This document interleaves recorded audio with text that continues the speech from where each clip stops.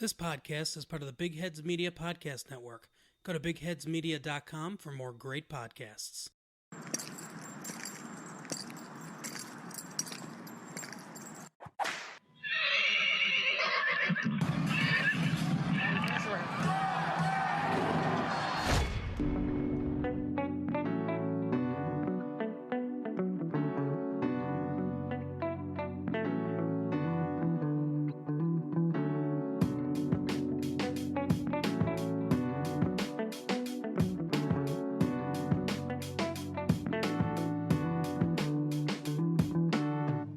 I need a little bit more dose of nasty. I'm seeing a little bit of unconfident, a little hesitation. It's not supposed to be easy. Every round gets tougher. Penetrate hard. Good passes. Shoot with confidence. I want some nasty. What is up, Spurs Nation? You're listening to a Bucking Spurs podcast. On this episode, we have Matty from SpursFanBlog.com, Spurs Fan Blog on Instagram. What is up, Matt? Hey, how's it going, man? Thanks for having me. No problem, man. We've been talking to each other for a long time about collaborating on something, so it's good to finally have you join the pod. I know we've all been busy and stuff. Don't you tell us a little bit about what's going on at SpursFanBlog.com?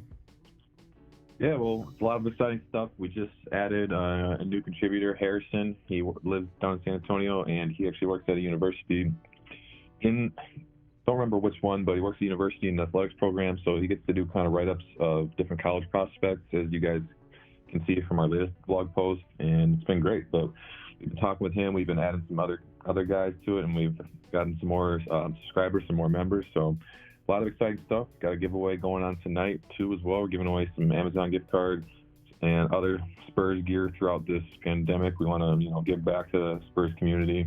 We understand this is a difficult time for all of us, so, we want to do what we can to help out. So make sure that you go check out SpursFanBlog.com. They're dropping a lot of great articles on that site. Follow their social media. They're like Matt just said, they're giving away Spurs gear and whatnot. So make sure to go give them a like, share, subscribe, a follow, do all that good stuff. Matt, the latest article on your website was about the 2020 NBA draft. Yep, that's right. Yeah, this is going to be probably the most interesting and important offseason the Spurs have had in a long time. I think it could really determine the direction of this team. A lot of fans have been trying to say, like, we should tank or we should trade, Demar in LA, and we'll go into that a little later. But, there's a lot of interesting prospects. There's not really that one kind of franchise-changing player like, a Zion Williamson or a John Morant. But, there's a lot of, solid role players that could, be a big part of a playoff team. And it's going to be really interesting to see how the front office kind of handles this year. Are they going to try to trade up or trade down, or, just keep the group they have and just stick with the draft the pick that they have, like they have in the past? They've proven they can draft well at just about any position. So, we'll see what happens. Yeah. Do you think the pressure is on our GM? I mean, we've made a couple questionable moves in free agency. I think in free agency, we're still finding ourselves and trying to just get what we can get. But when it comes to the draft, like you said, we've hit our past 6-7 draft picks. There's always one or two in there that kind of doesn't pan out, but for the most part, we're doing a pretty solid job there. And like you said, I was looking at the draft too last night. I was trying to look at draft boards, and if the status quo stays where it's at right now, Matt, we're in what, the 11th spot, 12th spot? Yeah, that seems to be where we're at right now. It's just, as fans, we can all feel the frustration because we've seen what this team's capable of. They smacked the Milwaukee Bucks, they beat the Clippers, the Rockets, the Heat, the Raptors on the road. All these teams that are, top tier NBA teams, and then, they go at home and blow a huge lead to the Hawks. They lose to the Cavs twice. Can't think of many others at the top of my head, but I know they've lost to, the point is they've lost to a lot of bottom tier teams. So it's just, we've seen what this team is capable of, not just once, but many times, when they're hitting on all cylinders.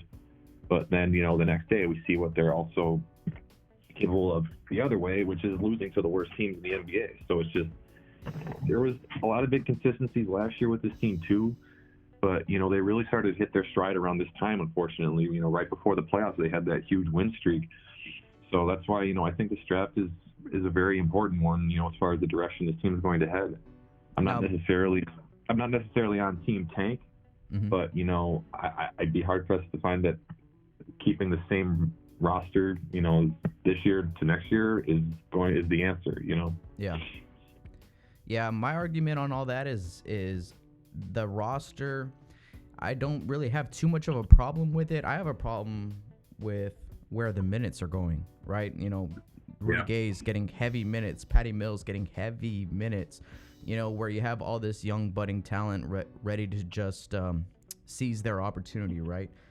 So in this draft, it's very important, like you said, because we're in a spot that we haven't been. I mean, we felt great about having the 19th pick last year, right? And here we are towards, the bottom of the lottery. Are there any players that you would be willing to trade up for, maybe to get a top 5 pick? Because I think most of the consensus on this draft is that it's not that deep. And a lot of people are saying, oh, it's not that deep of a draft. There's no big changing superstar in it, blah, blah, blah. But, I mean, if you're a Spurs fan, it doesn't matter how deep a draft is. We make it as deep as we want it to be, right? I mean, in San Antonio, we can pull out talent out of the second round, no problem, or late first round, no problem. But here we are. We have, we're going to have maybe a top 12 pick. And there's a lot of good players in this draft. I think, like what you're saying, there's a lot of good players that can help us next year.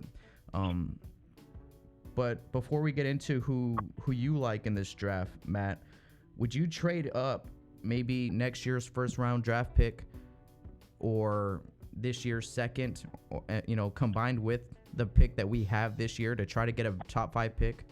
Are there any players that really shine out to you? Like, man, San Antonio needs a guy like this.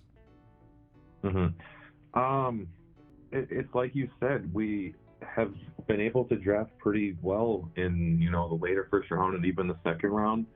I don't see the value in, trading other draft picks and, maybe one of our players for, a top 5 pick that may or may not pan out the way we want. I think, the Spurs know that they draft well in the position that they're in, and obviously this is unfamiliar territory, but, I wouldn't be surprised if they even trade down. There's some pretty decent prospects that might go kind of later in the first round. A couple that Harrison talked about in our article. First one was Vernon Carey. I'm not sure if I'm saying that right, but I was doing some scouting on him. He's 6'11", 280 pounds. And then I'm trying to think. Hold on, sorry, I'm reading the notes. Oh, here it is. And there's another guy that's a small forward, power forward combo, so that can fill in like that 3-4 position, because I don't think we have a ton of depth at that. Paul Reed, 6'9", 220, defensive force, can shoot threes, kind of be a 3-and-D guy, right away for us. He shoots 3 balls, percent mark. So those are, who is that? What was it? Paul Reed, and there's also Jordan, I'm not sure, I don't know how to say his last name, Nawara from Louisville. Yeah. Sure, so 25th overall, but he can score any position on the court. He can score from 3-ball, he can drive and kick, he has a decent mid-range game, solid defender, solid handle, and great court vision. So he's kind of one of those, kind of like a Quindary Weatherspoon. He's kind of a high IQ guy that can do it all. Not that tremendous at any one thing, but just a very solid player overall. So those are a couple players that I think could benefit us right away. I mean, I don't know if I really want to see these guys in Austin next year. I kind of want to see these guys from the Spurs from the start. It's just, I think Keldon Johnson could have been on the Spurs roster from the start of the season. He just looked at me like one of those guys that was just ready from the get-go, just ready physically, had all the intangibles, and I just feel like he could have really given this team some solid contribution off the bench. Just look at his defense. I mean, we saw it in the last game. His defense was there from Summer League last year. Like, that's not something that was developed in Austin. He's had it. Right. Yeah. And when the Spurs kind of draft overseas, I understand Luka being in the G League. Mm-hmm. I mean, he's to me more of a long-term project. We saw him play towards the end of at least hopefully not the end of the season, and he kind of looked a little lost. He's still pretty frail. He's got to add in some muscle. So to me, a guy like that, I understand. Keep him in Austin, let him develop, let him work with the coaching staff. Get more acquainted to the transition to actual NBA basketball. But a guy like Keldon, even Quindary, I feel like he could have made some contributions this year. Mm-hmm. I want to see more versatile players, versatile defenders. This NBA has just turned into such positionless basketball. Yeah. And, some of the best teams, or the best teams, obviously, are, top 5 in offensive and defensive efficiency. And some of these teams that are so good defensively, they're really good at rim protecting. Look at the Milwaukee Bucks. They got Brook Lopez and Giannis and Robin are 3 of the top rim protectors in the league. Yeah. And they have players, versatile defenders on the perimeter that can switch onto any guards. Mm-hmm. And you look at the Spurs, I think we have solid rim protection in Jakob, and LaMarcus Aldridge actually isn't a bad rim protector by any stretch of the means. Yep. But on the perimeter, our perimeter defense is just atrocious. I mean, we're giving Bryn Forbes, 25 plus minutes a game, Yep. And pairing next to DeMar DeRozan. I mean, that's just a nightmare. Yeah, I know. And people will look at, DeJounte Murray's defensive efficiency numbers in certain lineups and criticize him. And I'm just like, well, dude, look who he's playing with. Look who's alongside him. I mean, if you're playing with Bryn Forbes, your defensive efficiency is going to suck. Yeah. And that's not to say that I don't want Bryn Forbes on the team. He's a very good shooter, and we don't really have a lot of shooters on the team. Mm-hmm. So I think he could be a real asset, but it needs to be kind of more in an off-the-bench 15 minutes type of role. Yep. Maybe sometimes more if he's on fire, less if he's not. But this idea where he needs to be a starter and play 30 minutes a game, I mean, how many times this season have we seen Bryn Forbes just make defensive error after defensive error, and Coach Pop just look at him angrily and just shrug his shoulders? Yep. And Lonnie Walker, Keldon, Johnson, DeJounte, or maybe less of Derek, maybe more Keldon and DeJounte, make one defensive error and it's, you're on the bench for, the next 10 minutes of the game. Mm-hmm. It's like, what? Makes no sense. Yeah. Yeah, I don't know what the deal was with all of our guys that showed up in the Denver series last year, but everyone who showed up in that series didn't have a good season. I mean, Derek White, obviously, because of the role change from starting to coming off the bench, but he took a hit in, I think, the impact that he can have on a game. Patty Mills was huge. Rudy Gay was playing vintage, Rudy Gay basketball at the end of last season and earned himself a big contract, a nice contract. And then Bryn Forbes, too. Bryn Forbes didn't earn a new contract after last season, but he did earn trust from Coach Pop. And I feel like Coach Pop's like, okay, you earned my trust. Here's your reward. Here's your starting spot. Do with it what you will, right? And I feel like Bryn didn't do what everyone expected him to do, which was just light it up from 3 all season long. It was more like you said, he was being picked on the defensive side of the ball. He gave up a lot of baskets. And I agree with you. I love Bryn. I love Davis. I didn't want to see Davis go. Shooting is a premium asset right now in today's NBA, and we just let what happened with Davis happen, and we can't let that happen again with Bryn Forbes. I mean, say what you want about him, starting minutes, all these things. It would be a bad decision to let him go. It would be a very good decision to let him stay. So kind of, I'm gonna tie this into the draft. I think we're pretty good on guards. If you're asking me, if I was in that Spurs draft room, I'd be looking at small forward, power forward positions, maybe even the center spot, because there is a scenario out there where LaMarcus is not here in 2 years. We do not, come to terms with Jakob this summer, and we're left with Drew Eubanks and Chizemi Mitu, and I love those guys. Those are, talking about young guys that need to get opportunities. Those two guys are just kind of waiting in the weeds, Yeah. So if it was me in that draft room, I'd probably look at a small forward, power forward position. And like you said, I don't mind picking at 12, 13. If we trade down to 20, I think if we're inside 20, we can still get a prototypical power forward that we're looking for in this draft. It's very guard heavy, and I think there's a lot of teams out there that need guard players, but I don't think we're one. So what player what type of player, what position are you looking to fill in this 2020 draft? No, I agree 100% with you. We kind of need that small forward, power forward position. I mean, it's basketball, like I said earlier, is so positionless these days. You kind of just need guys that are versatile defenders and that can, shoot the three and spread the floor. So just somebody that can be a solid defender. I think we need to kind of get back to the defense being a staple of this team. Everyone was watching the 2005 Game 7 against the Pistons, and like the final score was 81-74. Yeah. I mean, I get it. Teams are scoring more naturally in the NBA. People are shooting more threes. It's just people are scoring more. But through all those years, like, defense was just such a premium. We were a top 5 defensive team every single year. Yep. Through all the turnover, all the new guys that came in, like, that was our staple. That was what we hung our hats on. And we're not seeing that anymore. And if you're not going to be a good defensive team, then you have to be a very, very efficient offensive team. And that's what we were last year. We were like a bottom 10 team defensive efficiency wise. I think we were like around 20th. And then offensively, we were like a top 5. Yeah. We shot the ball just crazy efficiently. We had Davis, Marco, Bryn, who else? I'm trying to think of, even like LaMarcus, Aldridge, and DeMar DeRozan. They shot crazy efficiently from the floor. And that was kind of that bailed out our defense. We won a lot of high scoring games by just shooting better. It wasn't our defense that won us games. Mm-hmm. So that's why I was kind of disappointed we didn't see a lot of Derek and DeJounte lineups, at the start of the season. Mm-hmm. I get the the thinking. You want more shooting, coming off the bench, and you don't want to just have 2 non-shooters as your starting point guard and shooting guard, but mm-hmm. there are ways to alleviate that without just resorting to never playing them together. Yeah. You can even start Bryn Forbes and then bring in Derek off the bench and put him at the 2 or put him at the 1, whatever you want to do. Yeah. So that was probably my biggest disappointment. But I think whoever the Spurs draft, they need to bring in a guy that can defend right off the bat. Like, we need to get back to that. I don't know if it's going to happen next year, but we need to return to our defensive ways, so to speak.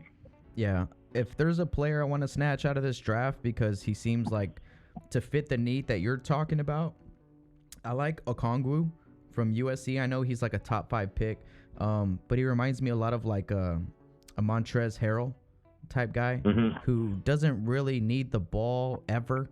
He doesn't move like a basketball player, just moves more like a brick house. You know what I mean?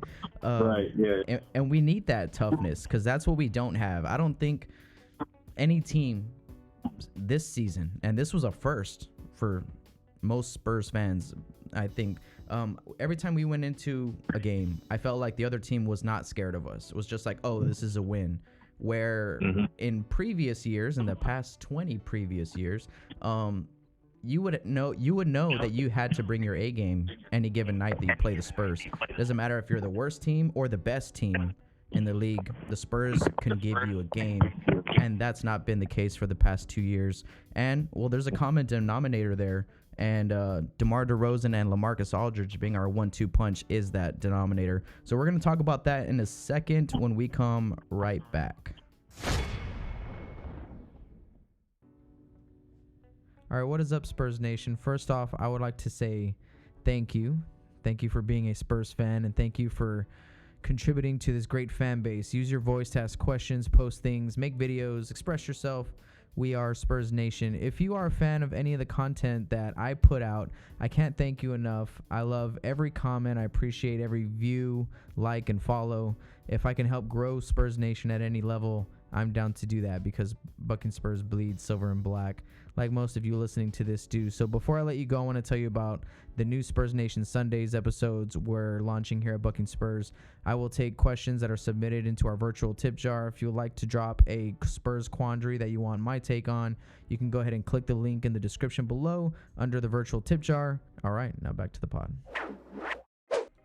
All right, we're back with Matt from SpursFanblog.com. Matt, like we're talking about before we went on break, Demar and LaMarcus, they're our 1-2 punch. They're the guys that we're going to ride all season long. is that good enough? Do you think it's good enough? Do you see them in our long-term plans? Because there's so many decisions that need to be made post the decision of, is DeMar coming back? Is LaMarcus going to re-sign with us? Do we want LaMarcus after next season? So many possibilities that can come after that decision is made. But from these past 2 years of basketball that we've seen, what are your thoughts on the whole DeMar DeRozan and LaMarcus Aldridge situation, or tandem in general? Right. Yeah, it's a very interesting situation, and it goes back to what I said, how important and crucial this offseason is. And I'm extremely intrigued to see what the front office is going to do. There are options, and I had, our last article that I wrote was, what should the Spurs do with DeMar and LaMarcus? And obviously, the first option is, re-sign DeMar, extend LaMarcus after next season, or you extend DeMar, trade LaMarcus, extend LaMarcus or trade DeMar, or you keep both. And, there's pros and cons to each of those situations. Personally, for me, I think if you're going to let one of them go, this is just my opinion. A lot of people might disagree with me. I prefer to keep Aldridge and trade DeMar if you're not able to extend him. I think DeMar is still young and has a lot of trade value, can get back a lot. And LaMarcus is a power forward center position, so he's not taking reps away from guys like Keldon and Lonnie, DeJounte and Derek. And, he's been with his team longer. I think that LaMarcus has been a little underappreciated by Spurs fans. I think absolutely. After that,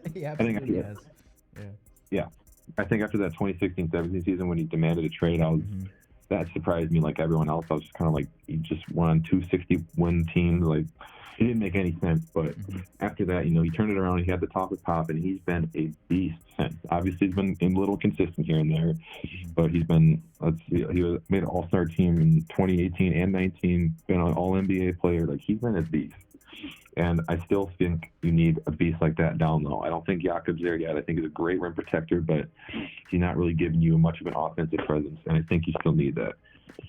I like DeMar, too. I think he's, again, like LaMarcus, I think he's been a little underappreciated. I mean, I've been critical of him at times, of course, too, like everyone. But so I think if you're able to keep both, I'm not entirely against it, but you need to work the lineup better around them. You need to be more careful and precise about who you're giving minutes to. It's like we talked about earlier, like putting Bryn Forbes alongside DeMar DeRozan for, 25-plus minutes a night is going to spell disasters on the defensive end. I think if we saw more lineups with, Derek and DeJounte, Lonnie and Derek, or Lonnie and DeJounte, and even more minutes to Keldon Johnson at the 3 instead of DeMar, I think you're going to see defensive improvements. I think you're going to see more versatility on the perimeter. So just to answer your question, I mean, if the Spurs are going to get rid of one of them, and like that's inevitable, I prefer they would get rid of DeMar and keep LaMarcus for, short term and long term. But if Spurs fans disagree, I understand DeMar is younger. DeMarcus is going to be 35 next year. I've heard people say that DeMar is loved by the young guys. I don't know how true that is.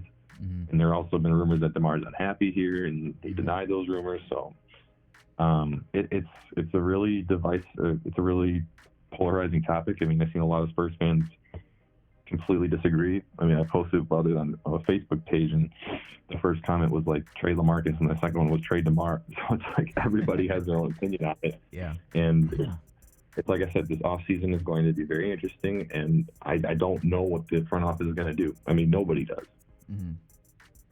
Yeah, I agree with you. I think that everything you said is absolutely right.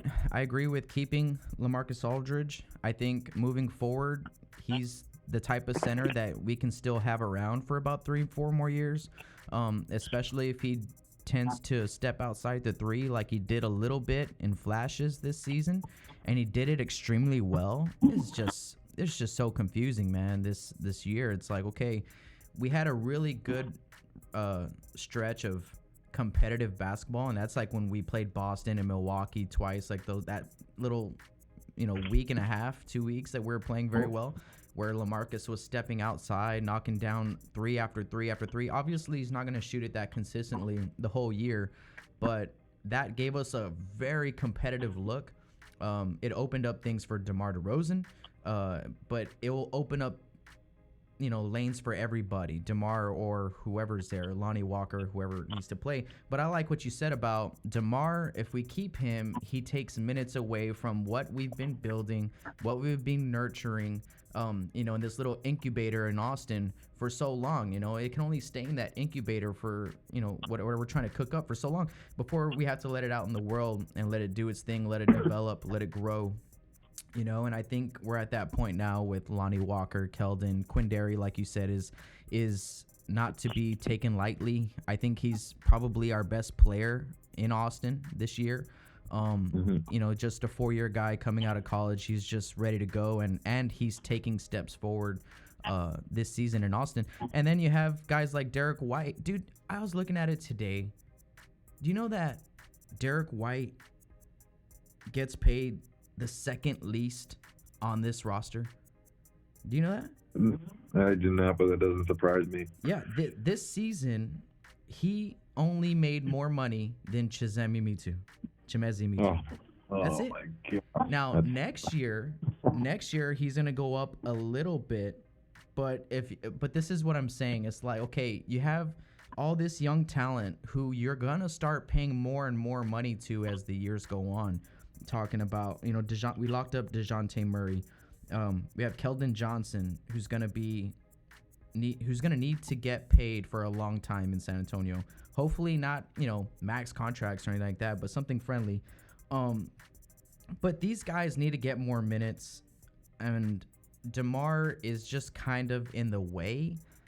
Now, I'm gonna say something here that I know a lot of people probably won't agree with, and that's, I think that they both need to go, and I don't say that in a angry way or an ugly way or get them out of here, they suck. No, they've been great for us for the past 2 seasons.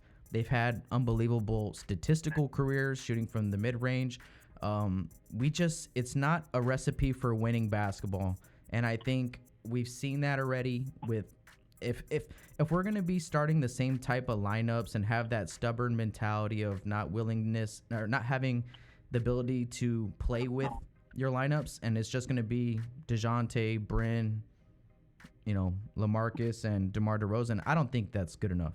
So I think the real answer is that post 2020, 2021 season, which is next year, they both need to go. And I think we need to look towards the future. I think we need to give Jakob more responsibility, ask more of him. I agree with you. He's not really there yet to be a starting player, at least to be an X factor on the floor. But if I had to pick one, I would pick LaMarcus. I agree. I just don't think DeMar DeRozan is a Spur type player. And I know I'm getting into personality, stuff like that, stuff that doesn't really factor into what happens on the court, but it does with DeMar. A lot of times you can separate personality and basketball, but we all know about, DeMar's temper, and he lets his temper affect basketball games, affect the outcome of basketball games, which wins and losses. And that's something that I have a huge problem with over here. Any last thoughts? Last thoughts on those two guys before we move on? Yeah, just another thing about DeMar versus LA. LA contributes, and he has the ability to contribute in a lot of ways that don't involve the basketball. Mm-hmm. I know people don't really notice this, but he's been a pretty darn good defender the past couple of seasons. Yeah. He's improved his rim protection. His rebounding's been fine. I mean, people are gonna point out one game where he had 3 rebounds or 2 rebounds. It's like, okay, well, yeah, one of every 40 games he's gonna have kind of one of those games. But yeah, he doesn't need the ball to be a productive player. And DeMar, I watched him for a long time now, for a lot the past couple of years, and he's not a guy that plays well off the ball. Mm-hmm. He's not like a Bryn Forbes, Marco Bellinelli that's going to run around and wait to spot up shoot. That's just not his game. He needs to have the ball in his hands to be productive on offense. Now, when he has the ball in his hands, he can be very good. He can take over a game anytime. He's an excellent facilitator. He's an efficient shooter. But it's like we said, he's going to take minutes and reps away from guys like Keldon Johnson and Lonnie Walker. Mm-hmm. And I agree with you with his temperament and the technicals. I mean, he's a great guy. Don't get me wrong. I mean, I love that he's a Spur, but I agree. whenever he gets so many, I feel like he just gets so many technicals, and it just kills any momentum that we might have had or not had at the moment. And it's frustrating as a fan to watch, because it's like you're just giving the team free points. And I understand he deserves more respect from the officials, but I don't think you're going to get it that way. And so, that's just another reason why I think if you're going to get rid of one of them, I think it'd be DeMar. But like I said, it's going to be on the front office and what they think is the best for this team moving forward. They might, get rid of both. They might keep one. They might keep both. It's just, with the Spurs, you don't know what they're going to do. Nobody does. Yeah, and it's Brian Wright, right? He's our new GM, I believe. Yep. Yeah, he's got his plate full. He's got some big decisions in front of him that he's going to have to make this offseason, starting with, are we going to bring back Bryn Forbes and Jakob Poeltl?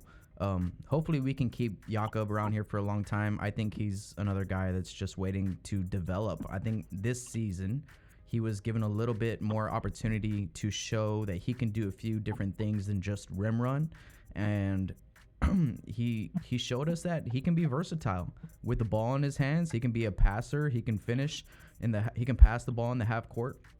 He can push the break himself. He started grabbing that rebound and just taking off with it and not turning it over. That was a good look for us, I think, for a little while. So there's still so much potential in these young guys that I think ultimately LaMarcus Aldridge and DeMar DeRozan are gonna have to fade away into the sunset to see these young guns step up to the plate. But rolling into that conversation, I think the next thing that I want to talk to you about, Matt, was potential lineups. And I know there's, like we're just talking about right now, there's so many questions to be answered. But let's live in a world where we know. Just give me whatever situation, that you like best. And why don't you give me a couple of potential lineups that you want to say that you want to see on the floor next season for the San Antonio Spurs? Yeah, I kind of suck at this because I said last year going into this year that I said my favorite lineup would have been DeJounte Murray at the 1, Derek White at the 2, DeMar at the 3, DeMar Carroll at the 4, and LaMarcus at the 5, which was very alone. I could not have been more wrong than that. So, in a perfect world where my preference would be we keep LaMarcus and trade DeMar, I would finally go with the DeJounte Derek front court. I think we saw a lot of improvement from DeJounte's jumper. I mean, he was top 10 in mid-range shooting efficiency. He was top 10 in the whole NBA with like a minimum of 100 attempts, and he was just automatic from that mid-range spot towards the end of the season. And I think, people are going to, some people are going to complain about spacing. I don't see that. I think Derek's a pretty darn good shooter. He's been able to score at all three levels, 3-point mid-range and get to the rim. And again, like that defensive versatility, like I think people are going to criticize that a little bit because we've seen it in small doses and they haven't been successful, but I just think, it's small doses. Like you need a larger sample size to actually make an assessment out of that. And so let's say DeJounte and Derek at the 1 and 2, and then off the bench, I still like Patty Mills. He had a unbelievable season, really. I mean, just shooting crazy well from 3-pointer. I hope he stays because he's still, he's the epitome of Spurs culture, and he's the only guy from that 2014 team left besides Marco, and I hope he's the Spurs for life. So yeah, me too. But I also want to see his minutes reduced too. I want to see, more Lonnie. I want to see more Keldon. And so that's the first two. And if DeMar's gone, then I go with Wonder Lonnie or Keldon, and honestly, I don't know which one.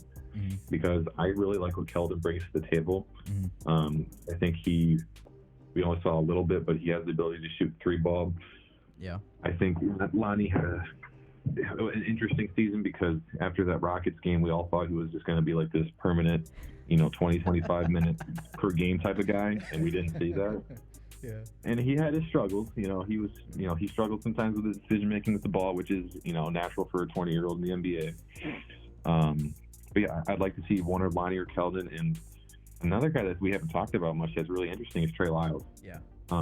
I wasn't really a huge Trey Lyles guy when we got him. I mean, he was kind of our rebound girl, after Marcus Morris backed out.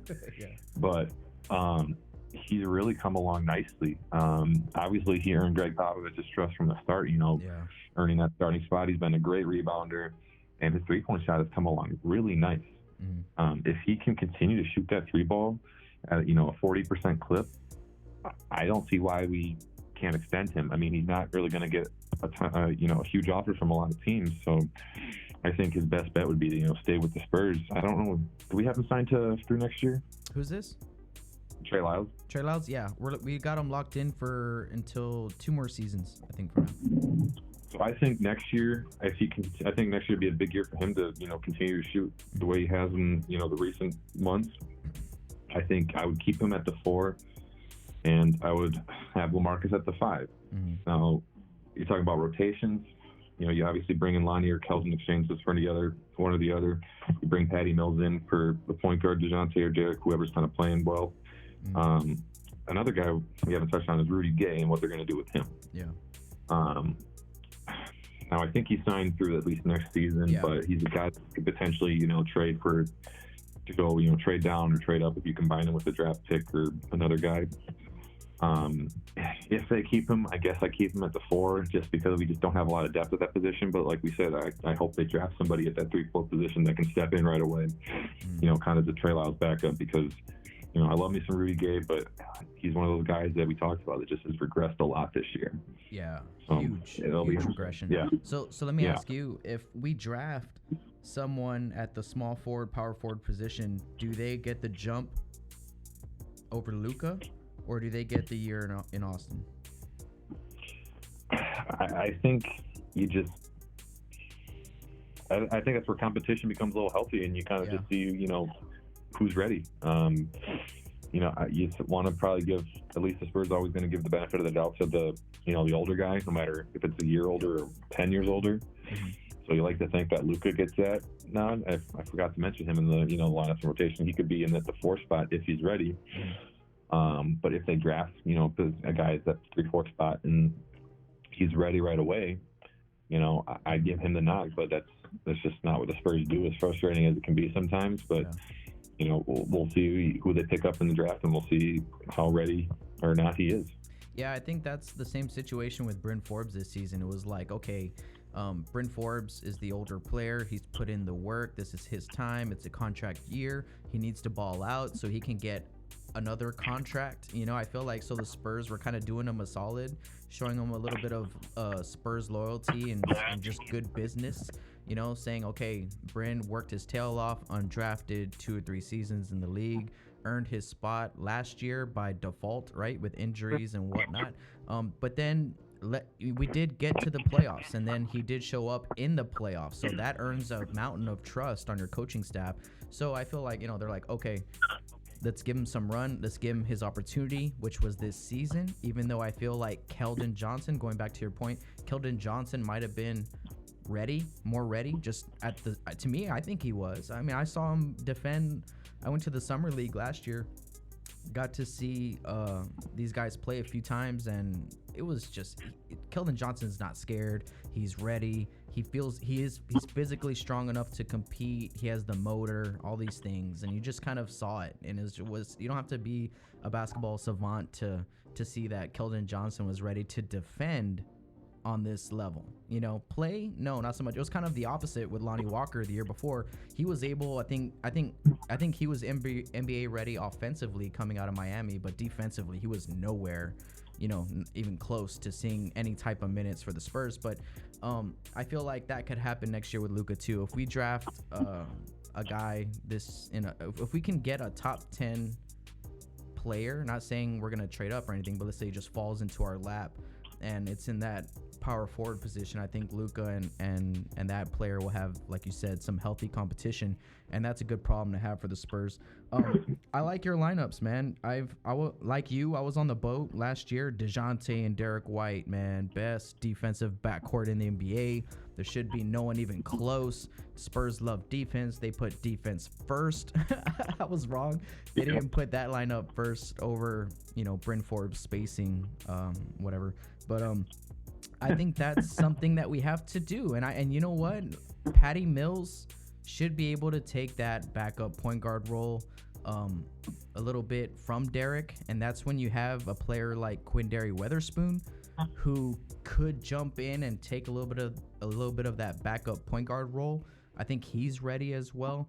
But the Lonnie Walker at the 3 or Keldon Johnson dilemma that you have, that's a good problem to have too. And I think that's when we do that little seniority nod to Lonnie Walker, let him get his run, KJ off the bench, and Trey Lyles at the 4. I agree with you. I was shocked. I've never seen it. I don't think any of us have really seen it happen, where we pick up a free agent who's been in the league 3 or 4 years and they just start a whole season for the Spurs. Like, you have to be an incredibly smart, high-level IQ player and a damn well good defender to be able to do that, you know. And he's a solid defender.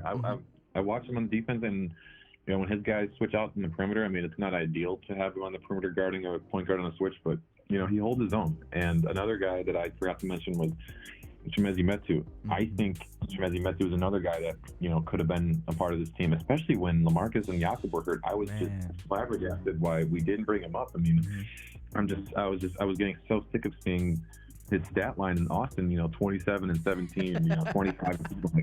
I'm like, why? It made no sense. I mean, I'm not a Drew Eubanks hater. I think Chimezie is kind of more shaped or geared to be a center in today's era. I mean, a lot of people compare him to Clint Capella for good reason. I mean, he's got the athleticism.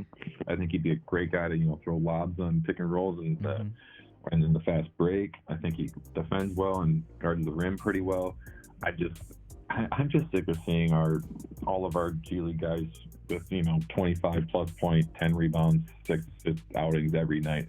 It's just like, dude, I'm not saying, like, obviously they're not just going to go to the Spurs and transfer those stats number for number, but to see these guys dominating night in and night out, it's like, give them a chance, man. Like, what else do you need to see from them? Yeah, and it's give them a chance, but don't just give them 3 minutes and then never play them again. Give them 3 games of 7 minutes per game. Give them some consistent run and get a good sample size. Man, it's so right, man. And that's where I kind of come in back to, like, do we really need, you know, both LaMarcus and DeMar? Just so much young talent. I mean, Chimezie, to me, he's a poor man's LaMarcus Aldridge. Drew Eubanks is a poor man's Jakob Poeltl, right? So we have like little mini-me's of our 2 better players in the G League developing, and Chimezie's shown that he can score at all 3 levels too, man. I mean, he can crash the rim. He's got a great mid-range shot, and he started shooting more 3s this season. And I read somewhere, I don't remember where it was, but the reason why that they elected to bring up Drew over Chimezie is because of consistency. Something about, you know, Chimezie doesn't consistently do the things that he does well, where, you know, Drew does a lot less. You know, he's not a guy that's gonna shoot the ball 20, you know, or 10 times a game. But man, I love Drew, man. I've seen Drew play a few times now in person. That guy's a monster, dude. Oh my goodness, he's a monster. If you look at a couple of dunks or whatever that he had this year. Anyways, I know I'm going off on a tangent about those 2 guys, but I like, and it's just another great problem to have, you know, except we don't give them minutes. You know, we give all the minutes to the older guys when we have all these young guys. But back to your lineup of Trey Lyles at the 4, and going back to Trey Lyles, I love Trey, and it's the same. To be honest, it's the same conversation with Trey Lyles. It's consistency. You know, he showed us that we can be very good when Trey Lyles does a lot for us. When he's crashing the offensive rebounds, when he's hitting open shots, when he's just doing a lot of the little things, which I feel is the perfect role for him. I feel like he's that low key. I don't want a lot of attention. I don't have a crazy motor to do a lot for a long period of time. I just want to help everyone else be better on the floor, and very much kind of like Boris Diaw, except Boris Diaw did it every game. You know, every game he was able to impact it and help us win, where Trey Lyles has games where he's 4 points, 2 rebounds, you know, in 18 minutes. I'm just like, dude, what? You know, we got a lot of those. You know, so but we also had the games where he led us in scoring, he led us in rebounding, he was getting doubles every other night, you know, so he has shown us that.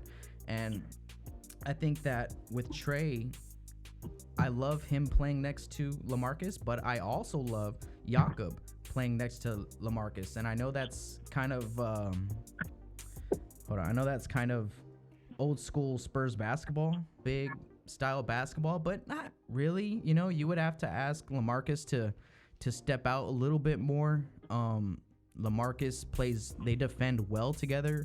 When LaMarcus and Jakob and Derek White, those three players are on the floor, it's very hard to get to the rim if you're the other team. So to me, I want to keep those two guys in that 4 spot and just kind of switch, have it situational, you know, on a game-to-game basis. Or obviously, Jakob would be the 5 and LaMarcus would step into the 4. But a lot of possibilities next year, and we haven't even talked about, you know, Luka playing the 4, playing the 5, because he's a modern NBA big. And then so I don't know, there's just a lot of possibilities. So we'll leave it there. We'll continue that one on another day. But lastly, Matt, before we go, we're gonna talk about free agents, right? The Spurs have 3 that are very interesting. We've talked about them already: Marco Bellinelli, Bryn Forbes, and Jakob Poeltl. So when we get back from this little break, let's talk about what we should do with those 3 players going into next season. All right, we're going to take this quick break so I can let you guys know where all the music from any of the content that I do comes from. And it comes from the one and only at Eric Gloom on Twitter, EricGloom. That's Eric Trejo at Eric Gloom on Twitter. Follow him now. Okay, we are back on the pod, joined by Matt from SpursFanblog.com. Matt, last thing we're going to talk about before I let you go, free agents. Let's start off with the easy one, Marco Bellinelli. What do we do? Yeah, bye Marco. Let him go. Bye, Marco. Thanks for everything. We love you. Yep, thanks for helping us win a championship in 2014. You know, God love your crazy off-shooting threes. But we're moving on, man. Yeah, you kind of filled that Manu void for a season. You know, that crazy shot, and it goes in, stuff that we love seeing in San Antonio. But yeah, I think we're ready to part ways with Marco. Okay, so then that's easy. Marco, we let him sign somewhere else. Next one up, not so easy. Bryn Forbes. Yeah, it's all about how you manage Bryn Forbes, in my opinion. I think with his shooting ability, I mean, he's been shooting the lights out recently, and you know, on a team that doesn't have a ton of consistent shooting, I think he could be a real asset. But you have to manage his minutes better. You can't be giving him 30 minutes a night, and you just can't have a defensive liability like that out there for 30 minutes. I mean, you're just going to get killed. So I wouldn't mind. I'd prefer, you know, keeping him on the team at least for the short term until we can, you know, add some other shooters either through the draft or free agency. But, you know, Pop and the coaching staff, they're going to have to manage his minutes better next season. You know, I don't think I think he could get, you know, some offers from, you know, some lower level teams, maybe like the Knicks or some Eastern Conference teams he would value his shooting. But I think he likes in San Antonio. I think he loves the team and the city. So I think he wants to be here. You know, that might not be to the delight of a lot of Spurs fans, but I think we take his shooting for granted sometimes. Yeah. And I think he could still be an asset, but he needs to be more of a 15, 20 minute type of guy. Okay. So if you're the Spurs, you want to keep Bryn Forbes long term, right? I want to keep him I'd say more short term until we're certain we can get more shooters either via the draft or free agency, because right now we just don't have that many shooters. So would you offer him like a 2 or 3 year deal? I would offer him a 2 to 3 year deal. I mean, how much? I'm not really an expert in, you know, how much we can give him or how much we should. I'd give him a cheaper deal, obviously. You know, if he's demanding, you know, a huge deal, then let him walk. But if you can, I would reach a short-term agreement with Bryn. So he gets 25 minutes a game. That just needs to go down. I agree with you with that. You know, DeJounte you can look at DeJounte's deal like a team-friendly deal. I mean, he's not getting overpaid at all, I don't think. So maybe Bryn Forbes follows in that. If you're Bryn Forbes, do you take the money or do you stay in San Antonio? Because you're 26. I mean, look at Bryn Forbes. He's not 21, 22. He's 26 years old. And he just had a season of getting 25 minutes a game and kind of underperformed. So if you're Bryn Forbes and you're looking at your career, if the Knicks offer you, a 3 or 4 year, $50 million deal, do you take it? Oh, if you're Bryn Forbes, I mean, I'd absolutely take that because you're not going to get a better deal here. And then he's out of the league in 2 years, right? Oh, yeah. I mean, if you're going to the Knicks, your career is dead. I mean, it's going to die. Okay, sooner or later. So let's move on. Let's go to Jakob Poeltl. Jakob had his first year with the Spurs. Kind of, it was more of like a feeling out, I think, for all of us. Like, who is this guy? What can he do? What is he going to do for us? What is he going to bring to the table? And then he showed progression from last year to this year. He showed that he improved, which is a big sign for me. And to me, he's a young player. He's got a lot of potential, and he's still moving forward. So when it comes to his contract coming across your desk, if you're the GM, what are you going to do with Jakob? Yeah, he's a guy I would actually kind of look at for more long term. I don't know how many people know this, but he was a top 5 player in rim protection in terms of opponents' field goal percentage at the rim. Mm-hmm. I think it was Giannis, Brooke Lopez, Robin Lopez. I think he was actually 4th. I think he was after the 3 Bucks players. So he's a really good defensive player. Mm-hmm. And, and people, Spurs fans need to keep this in mind when it comes to free agency. I mean, LaMarcus Aldridge was our biggest free agency signing in the franchise history. Yeah. We're not a free agency hotspot. So, when people complain about, giving Patty too much money and Saul too much money and stuff like that, that's not that I'm disagreeing. Like, obviously, considering what we're paying those guys to what their on-court product is, I mean, yeah, you could make the argument we're overpaying them, but we're not going to sign any other big-name free agents outside of the the mid-level exception. Mm-hmm. Whatever that, I forget what that's called. So, when you can get guys like that, you don't really have a choice. And so back to Jakob Poeltl, though, I think he could be a real asset to the team. I think his rim protection, his defense, I think he's learned the system pretty well. Mm-hmm. He's another guy, I want to see more minutes. There's some games, and that's the only downside of having LaMarcus if you keep him is, he would definitely probably take a lot of reps and minutes away from Jakob. And we've seen in short spurts, what he's capable of. So I'm all for keeping Jakob. I would look for him long term. I would definitely give him a little more money than Bryn. I don't think he's a max guy or anything, but if I remember right, I think he said he loves it in San Antonio. He'd love to come to a deal. Obviously, he wasn't naive enough to suggest that he's going to, be here forever. But I think that they will. I think they'll ultimately come to an agreement. Mm-hmm.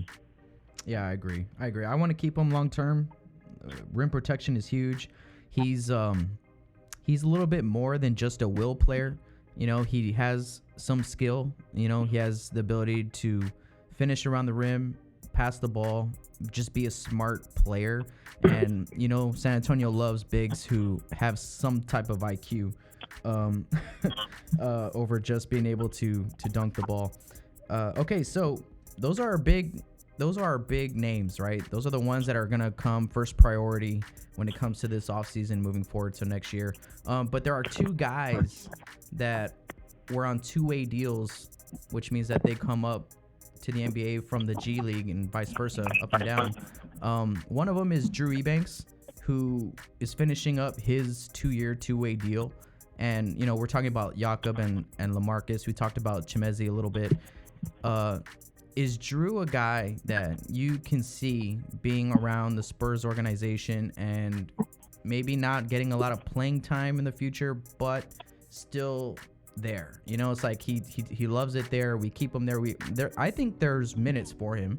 Obviously, he started 3 or 4 games there at the end of the year, showed us that he can play at this level, but he still has a lot of room to grow on the defensive side of the ball, communication wise, things like that. But he shows us that he's not scared to play at this level. Is he someone that you bring back to the Spurs next year, or is he still going up and down from the G League? Yeah, I think for Drew, it's all about how the franchise sees him and how the front office sees him. If they kind of see him as a long-term guy, they want to be a part of the team. That's really on the front office. I don't know how they see him. I mean, obviously, they gave him the nod over Chimezi at the end of the season, so I imagine that they do like him. Mm-hmm. Yeah, I agree. I think, if you're going to keep him around, I think there's more minutes for him. But I don't see the point in keeping him around if you're not going to give him those minutes. Otherwise he's just basically filling up a spot at the end of the bench. I do agree. I think he loves in San Antonio. I think he kind of embodies the Spurs culture. He's a great hype guy in the bench. He gets along so well with the other G League teammates. So I definitely don't mind having him on the team. I hope they have a plan for him. I hope if they're going to keep him long term that they're going to use him as a kind of a long term guy and start to give him more minutes. And like you said, we saw him at the end of the year, but that was also because of injuries. So if we come back next year fully healthy, is he just going to be stuck at the end of the bench playing on another two-way deal in Austin, or is he actually going to be granted more trust and more responsibilities and more minutes with the Spurs? Yeah, I agree. It's almost impossible to figure out what the future for Drew and Chizemi looks like here in San Antonio. But there was, real quick, side note, I'm doing a video right now on the Spurs versus the Brooklyn Nets when Keldon Johnson, Derek White, and Lonnie Walker were on the floor together. We didn't get to see those three guys play a lot of minutes together. So I'm making a video about it against the Nets. But it was funny because when I was making that video, Drew Eubanks was on the floor with them, and Patty Mills was the other guy, right? Those two guys are on the floor. And I'm thinking, man, Drew, Keldon Johnson, Lonnie Walker, those three guys have been playing together for a long time. Drew played a lot with Lonnie last year and in the summer league, and then Drew has played a lot this season with Keldon in Austin. So it was just kind of interesting to see those guys on the floor together. And obviously Derek White has been up and down from Austin too, but to see all those guys on the floor together, I'm like, damn, man, this is half of our Austin squad this year. It's just like, you know what, there's something to say about continuity, and I think Drew Eubanks and Chimezi can have that continuity whenever their opportunity comes to play with these young guys. And the last guy that we're going to talk about really quick before we go, Quindary Weatherspoon. He's our second round draft pick from last season, 4-year player out of Mississippi State. To be honest, I think has been the best player that we've had consistently in Austin. He can do it all. He can finish at the rim. He moves well without the ball. He actually defends at a crazy high level, I think, off ball. His on-ball defense is somewhat suspect sometimes, but the way he communicates and switches and helps the helper and does things like that, to me, it's just like, yeah, this is a 4-year college player who's probably ready to see some type of minutes in the NBA. So is he? I mean, he's a point guard, though. I mean, talk about point guards on this roster. Not Lonnie Walker, DeJounte, Derek White, Patty Mills, and I think that's where Quindary falls on that, hierarchy ladder. So is he someone that you think we can have plans for in the future, or is he someone that just stays in the G League again next year and then we'll take care of it after that? I'm a big Quindary fan. When I did an article on the rookie trio from this year, and one of the things I mentioned is he reminds me a lot like Derek White. I mean, He's a high IQ player. He can defend on the perimeter. I agree. He can shoot. I mean, I'm pulling up some of his stats here from his last season at Mississippi State. He in the half court offense, so 17% of his shots were set jumpers, and on those 17% shots, he converted those set jump shots for 1.636 points per catch, which was in the 99th percentile. Yeah. So he's someone, and I watched some film on him in Austin, and he's just the guy I look at that he can score in every way. He can shoot the 3 ball, he can drive to the rim, he can hit the mid range, he can distribute, he can defend. I mean, I'm not saying he's going to be a Manu Ginobili all-star legend, but I think he's a guy that can really blossom into something special. I won't say disappointed because he was a second-round pick, but I was, hoping to see more of Quindary, especially towards the end of the year when he started getting hurt. I think he's a guy that, should step up next year. I'm not saying he is. I'm not saying I think he is, because it's the way the Spurs run their team. But I think if they give him a shot, I mean, he has a 6'9" wingspan. He's 6'4", and he has a 6'9" wingspan. I mean, he, like you said, he's a good defender. I think, between him, Lonnie, Keldon, DeJounte, Derek, like, we have so much defensive versatility in this guy. Like, all those 5 guys can switch at any given moment to any player on the perimeter. And I think you see a lot of those teams that's a kind of a trend in the NBA is teams want guys that can, switch on the perimeter, because it's just way easier to switch than a guard to pick and roll, the old-fashioned way, because it's just easier when you can just stay in front versus, trying to find ways to guard a pick and roll with the big, versus icing or hedging or hard hedging or whatever the case may be. So I'm a big Quinndary fan. I hope, they see him in their long-term plans. But again, I don't know what the front office is thinking about him. So I sincerely hope they are looking at him as a long-term deal with the Spurs. Yeah, I hope that he ends up being the eventual replacement to Patty Mills. And I mean, his role, like Patty Mills' role is funny, has never changed. You know what I mean? It's like he's been in the same role for, I don't know, 8 years, being that primary backup scoring point guard for when you come off the bench, your job is to score, then facilitate, right? And I think Quinndary Weatherspoon, when Patty eventually rides off into the sunset, can have that role for us for a long time. And that's just, hey, your role is always going to be to come off the bench, back up DeJounte or Derek or however those minutes go. And just, you're that next guy, and your minutes are going to come. And when they do come, we expect you to, do what he does. I love Quinndary. I agree. He's ultimate pro. I feel like he's professional. He's probably the most professional rookie that we've had in a little while. He does remind me a lot of Derek White, from Derek White's final year in Austin. If you look at Derek White's final year in Austin, it's going to blow your mind, because you're going to see Derek White hitting all these threes. He's going to look like Steph Curry if you go look at Derek White in Austin 2 seasons ago. But Quinndary can be that guy, and I agree. There's so much depth. There's so much defensive potential with a lot of these young guys. These young guys just need to grow up. These young guys need to grow up fast. They need to get it done, because if they don't, same thing is going to happen. Their minutes are going to go to the veteran who knows what the little things are, and they do them consistently. So if those young guys are ever going to get that type of run, which they are, it's either going to be next season or the year after. I think that's the window that most of us are waiting on. Okay, are we going to get a lot of youth? Most of us thought it was coming this year. We were wrong.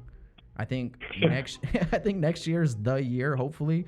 But if it's not, I mean, we that's the biggest mystery of all, because we have so much youth, so much potential. And the thing is, these guys are getting developed. Coach Pop is very hard on all these kids. Like, I mean, we've seen him get over Lonnie and KJ this season. Like, he's ripping them. He's calling a timeout just to rip them in their face. You know what I mean? So they're getting coached up, which is great. Now they just need to grow up so they can get their opportunities, because it's not just going to be given to them like Lonnie Walker. Yeah. But they know that. I think they all know that, and they just need to keep working hard at it. All right, Matt, so thank you for joining us. It was a little bit longer than we would have liked to hope. I hope we didn't keep you here too long. But, Matt, before you go, let our listeners know where they can find you and everything that you got going on. Yeah, well, thanks for having me. I mean, I got nothing else going on right now at the moment. I don't think anybody does. But, yeah, so if for all the Spurs fans listening here, check out our site at spursfanblog.com. I team up actually with Spurs Elite from Instagram. I also run the Ginobili Elite, so that's where we're doing giveaways. I'll be live streaming later. But yeah, just hit up our website if you like what we see. Join, subscribe. We doing giveaways, but you have to be a member to be eligible. So if you like what our content is and want to sign up, please do. Other than that, hit us up on Instagram, Spurs Fan Blog, Spurs Elite, and just hopefully we can talk as much Spurs as we can. Keep our mind off the coronavirus going around, and just hold on and till the next season. All right, Matt. Well, thank you for joining us. It was a lot of fun, man. We got to do a bunch more of these. Everyone that's listening, make sure to go to spursfanblog.com to check out all the articles that are dropping on the reg. Matt, go Spurs go. We'll catch you on the next episode. Go Spurs go, man. Thanks again. All right, thank you guys for tuning in. Again, you can get all of our content at buckingspurs.com.